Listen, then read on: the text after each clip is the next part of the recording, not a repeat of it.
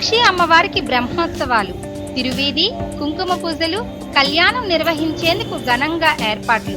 పార్వతీపురం మన్యం జిల్లా సాలూరు పట్టణంలో కామాక్షి అమ్మవారి ఆలయంలో బుధవారం నుంచి బ్రహ్మోత్సవాలు నిర్వహించేందుకు ఆలయ ప్రధాన అర్చకులు, దేవి ఉపాసకులు ఎం సత్యనారాయణ గారి ఆధ్వర్యంలో ఘనంగా ఏర్పాట్లు చేస్తున్నారు.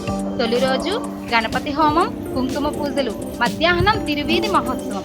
రెండో రోజు శ్రీమతి వాణి గారి నాయకత్వంలో మహిళలచే రుద్రనామక చమకాది వేద పారాయణం, అనంతరం పాటలు, కోలాటం, హారతి, రథ ప్రదక్షిణ జరుగును.